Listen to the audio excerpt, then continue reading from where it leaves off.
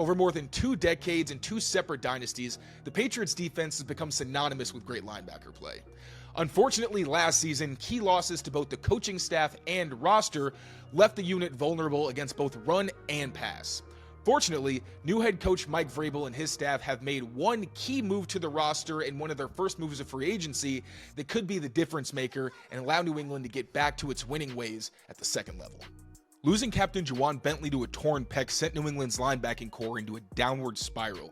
Jelani Tavai filled in valiantly, but he proved to be more of a Robin to Bentley's Batman. Primary special teamer Christian Ellis did show promise, especially in coverage and as a blitzer, but he didn't have the experience or coaching to maximize his talent. Raekwon McMillan was also released mid-season, and free agent signing Sione Takitaki was recently cut by the new regime. As formidable as Bentley and Tavai have been together, their thumping style could make them expendable in a more athletic and aggressive Mike Vrabel scheme. Rather than reading and reacting, where holding someone's ground is key, Vrabel's defense prioritizes upfield disruption to create negative plays and influence turnovers. Christian Ellis was retained and could carve out a role on passing downs, but the Patriots first hinted at a stylistic change when they signed former Raider Robert Spillane. Yeah, I want the Patriot Nation to know that I'm going to pour my heart into this city, into this community, into this team.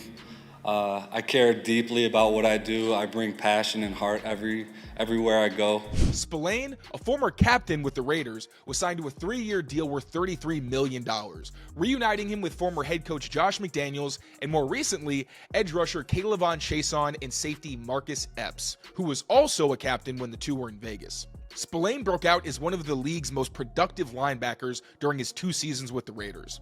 He led Vegas in tackles in both seasons, with his 110 takedowns in 2024 trailing only All-Pros Zaire Franklin and Zack Baun. And even more importantly, his 6% missed tackle rate was also the 4th lowest at the position. Between his toughness, leadership, and intelligence, Spillane has a pretty clear trajectory towards not just being the brain, but potentially also the heart of New England's revamped defense. What do you remember about Robert Spillane? Well, I mean, he was just, you couldn't, we went out to practice and he didn't make any mental errors. He was athletic. He was excellent in this open field tackling drill. Did the same thing the next day, did the same thing on Sunday.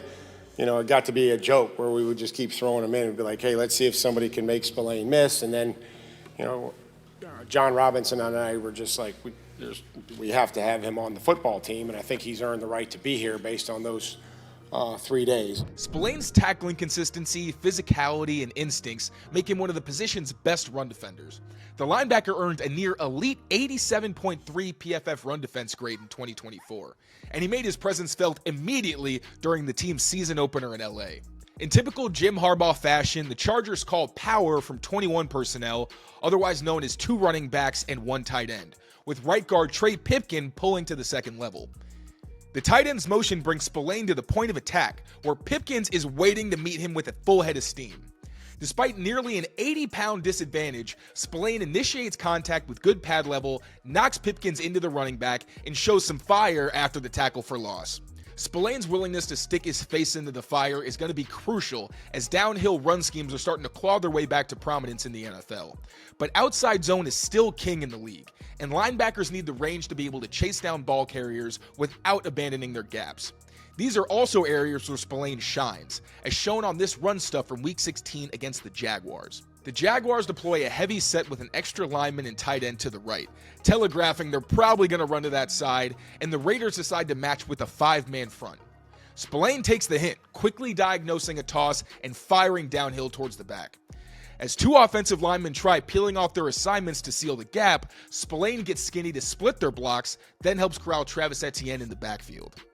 The linebacker would use his space eaters to stuff another carry the next week in New Orleans. Here, Vegas is at a schematic disadvantage against another toss play, having countered the Saints' 2 tight end set with 3 corner nickel. Once again, Spillane triggers towards the action, but instead of taking Kendre Miller's bait and overcommitting towards the sideline, he stays disciplined until the back commits and suffocates a cutback attempt. Spillane brings stability to a run defense that couldn't stop a nosebleed last season, but coverage was also an issue for New England's second level. The 229-pound linebacker won't wow with his athleticism, which contributed to him going undrafted when he came out of Western Michigan.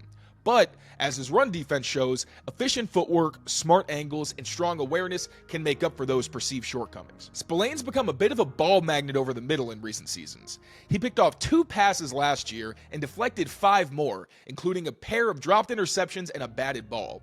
And among linebackers, only the Commanders' Frankie Louvu got his hands on more passes than Spillane.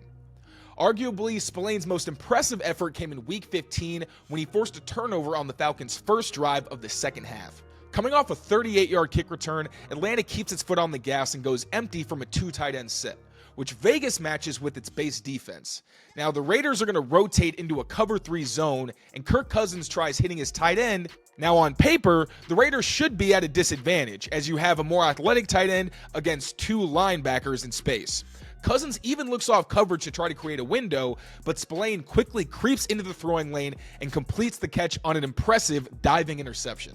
Now, I wouldn't usually give credit for a stop on 3rd and 28, but the spatial awareness that Spillane showed on this pass breakup in Week 6 absolutely deserves its own recognition. With only a handful of options in an impossible situation, the Steelers dial up a screen to speedy receiver Calvin Austin. The offense even motions to a 4-by-1 look pre-snap, creating a numbers disadvantage to the left side. Spillane spots Austin crossing the formation, but jumbo tight end Darnell Washington has him dead to rights on a crack block.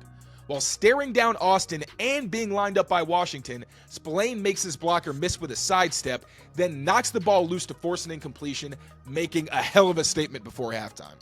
As dangerous as Spillane is from depth, most of his disruptions actually came while he was on the line of scrimmage in what's known as a mug look. This was a common tactic for the second dynasty Patriots, who used hybrids like Dante Hightower, Jamie Collins, and Kyle Van Noy to terrorize coaches, quarterbacks, and protection schemes. By placing more defenders on the line than a front can block, you can limit the opponent's options and make them more predictable. Vegas goes aggressive on 2nd and 10, showing an all-out blitz with LA almost at midfield.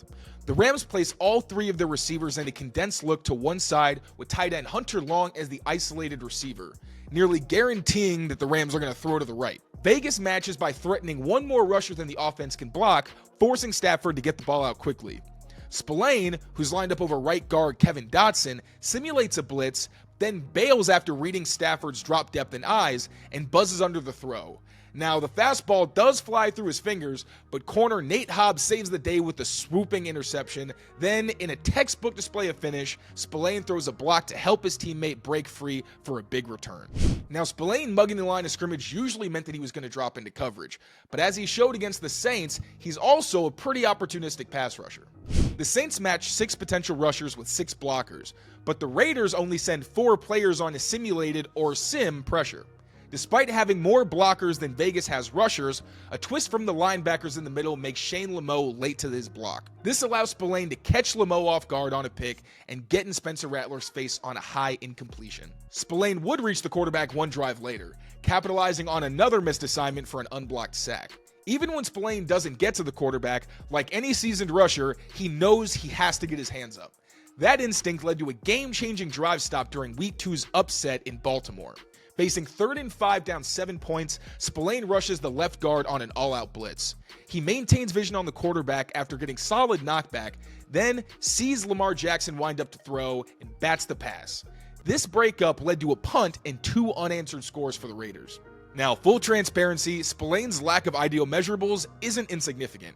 He can struggle when asked to quickly change direction or make tackles at an angle, which limits his margin for error in coverage, where he shouldn't really be asked to cover athletic players man-to-man on a consistent basis. Spillane's best suited as a middle linebacker and green dot communicator, signaling to the defense and making sure everyone's in line the same way he did with the Raiders. I think he should primarily be operating in zone coverage, blitzing running backs, and being used as a pick man on stunts.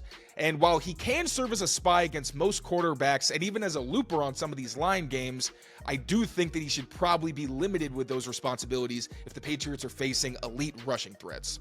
I also don't think it's outside the realm of possibility to see Spillane re-earn his captain's patch on a defense full of new faces.